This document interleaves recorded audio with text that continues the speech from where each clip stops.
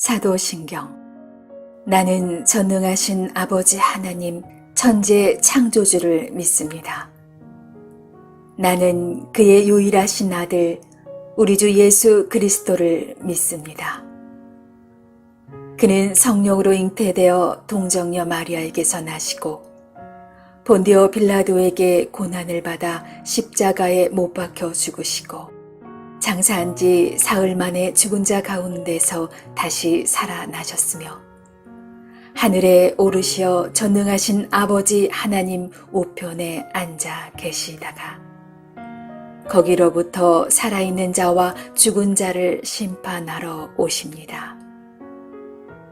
나는 성령을 믿으며 거룩한 공교회와 성도의 교제와 죄를 용서받는 것과 몸의 부활과 영생을 믿습니다. 아멘.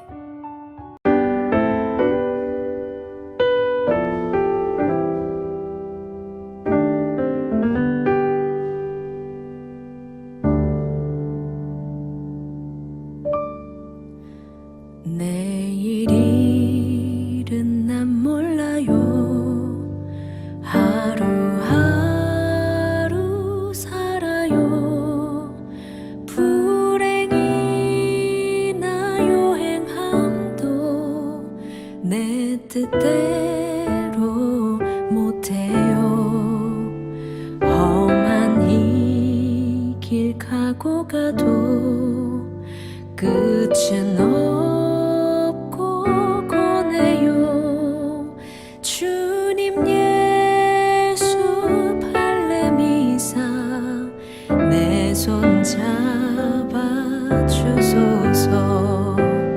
내일은 난 몰라요. 장래일도 몰라요. 아버지여 날 붙드사 평탄한 길 주옵소서.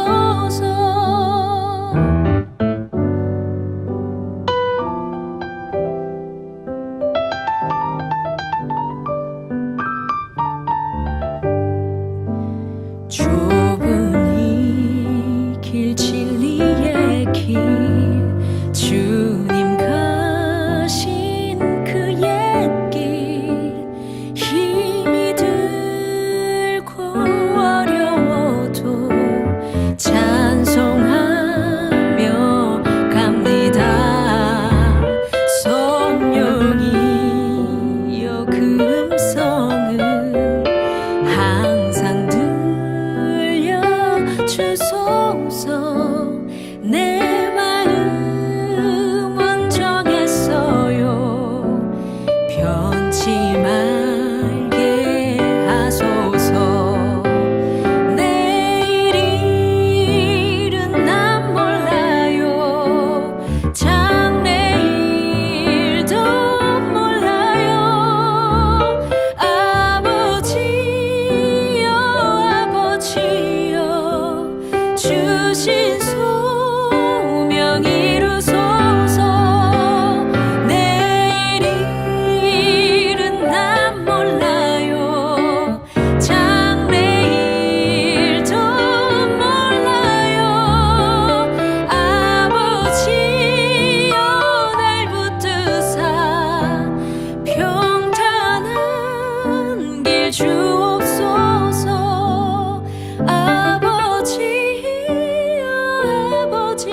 아버지여 주신 소명 이루소서.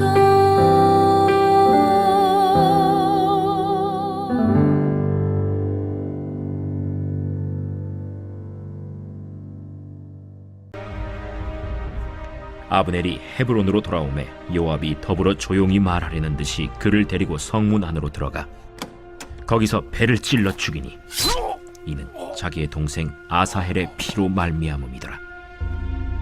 그 후에 다윗이 듣고 이르되 넬의 아들 아브넬의 피에 대하여 나와 내 나라는 여호와 앞에 영원히 무죄하니 그 죄가 요압의 머리와 그의 아버지의 온 집으로 돌아갈지어다. 또 요압의 집에서 백탁병자나 나병 환자나 지팡이를 의지하는 자나 칼에 죽는 자나 양식이 떨어진 자가 끊어지지 아니할지로다. 요압과 그의 동생 아비새가 아브넬을 죽인 것은 그가 기브온 전쟁에서 자기 동생 아사헬을 죽인 까닭이었더라. 다윗이 요압과 및 자기와 함께 있는 모든 백성에게 이르되 너희는 옷을 찢고 굵은 배를 띠고 아브넬 앞에서 애도하라. 하니라. 다윗 왕이 상회를 따라가 아브넬을 헤브론에 장사하고 아브넬의 무덤에서 왕이 소리를 높여 울고 백성도 다 우니라. 왕이 아브넬을 위하여 애가를 지어 이르되 아브넬의 죽음이 어찌하여 미련한 자의 죽음 같은고. 내 손이 결박되지 아니하였고 내 발이 착고에 채이지 아니하였거늘 불의한 자식 앞에 엎드려짐 같이 내가 엎드려졌도다. 하매 온 백성이 다시 그를 슬퍼하여 우니라. 석양에 뭇 백성이 나와 다윗에게 음식을 구원하니 다윗이 맹세하여 이르되 만일 내가 해지기 전에 떡이나 다른 모든 것을 맛보면 하나님이 내게 벌 위에 벌을 내리심이 마땅하리라. 하매 온 백성이 보고 기뻐하며 왕이 무슨 일을 하든지 무리가 다 기뻐하므로 이날에야 온 백성과 온 이스라엘이 넬의 아들 아브넬을 죽인 것이 왕이 한 것이 아닌 줄을 아니라. 왕이 그의 신복에게 이르되 오늘 이스라엘의 지도자여 큰 인물이 죽은 것을 알지 못하느냐. 내가 기름 부음을 받은 왕이 되었으나 오늘 약하여서 스루야의 아들인 이 사람들을 제어하기가 너무 어려우니 여호와는 악행한 자에게 그 악한 대로 갚으실지로다.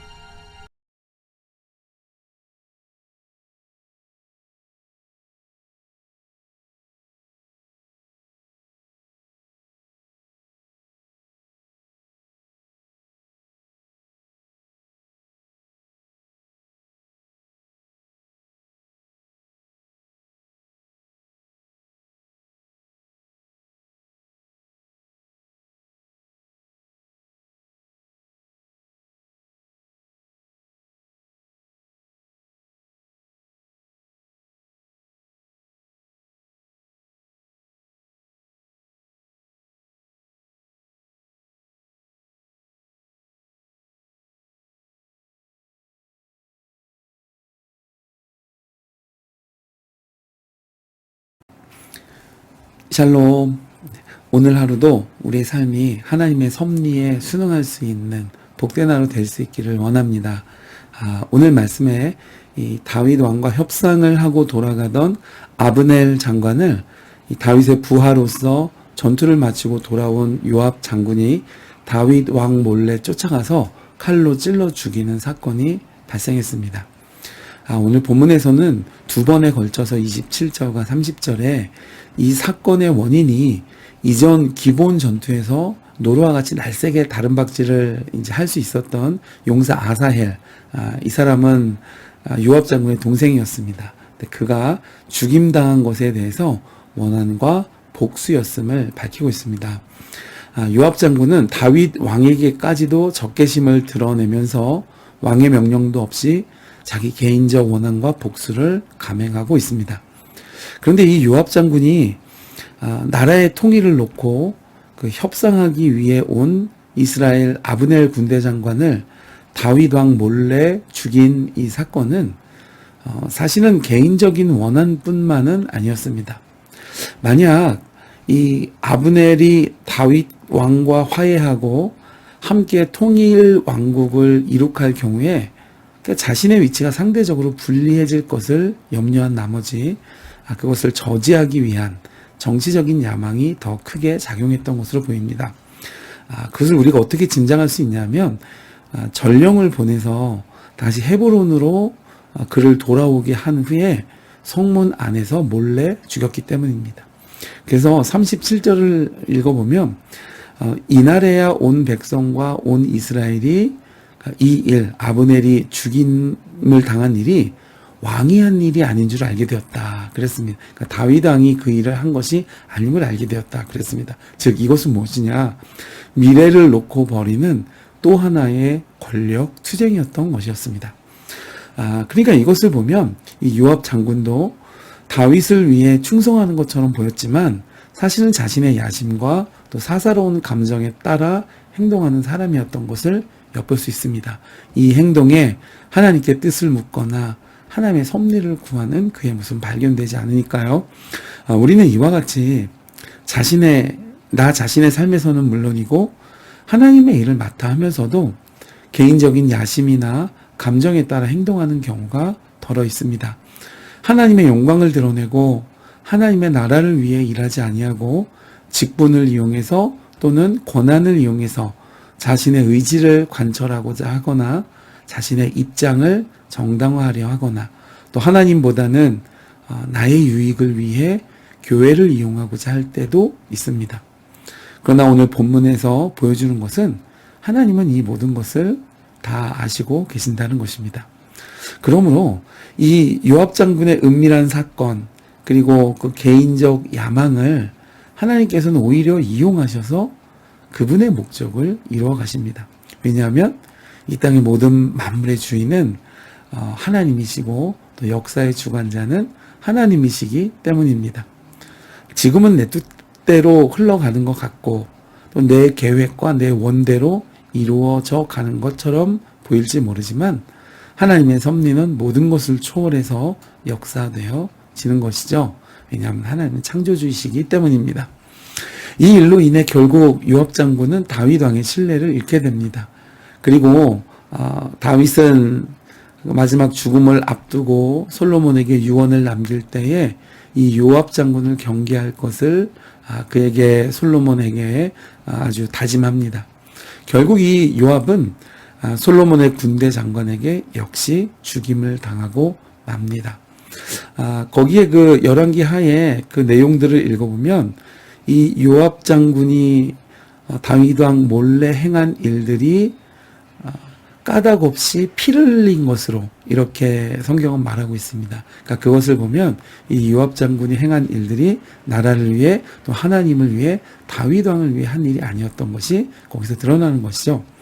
여러분 오늘 말씀을 보면 어제도 그렇고 오늘 이 말씀에도 사람은 자신이 조금만 높아지면 금세 교만한 마음을 뿌리치지 못합니다. 사울 왕도 그랬고 이 아브넬 군대 장관도 그랬고 오늘 본문에 다윗의 신하였던 요압 장군도 다 같은 하나님의 택함받은 선민 백성으로서 제사장을 통해 하나님의 뜻을 구할 수도 있고 선지자를 통해 하나님의 일하심을 지도받을 수도 있었습니다. 그러나 하나님의 섭리를 깨닫지 못하고 또 신뢰하지도 못하고 인생이 파멸의 길에 서서 끝내 돌이키지 못한 것은 무엇이냐? 마음을 교만하게 하는 유혹 앞에서 자기 자신을 지키지 못했기 때문입니다.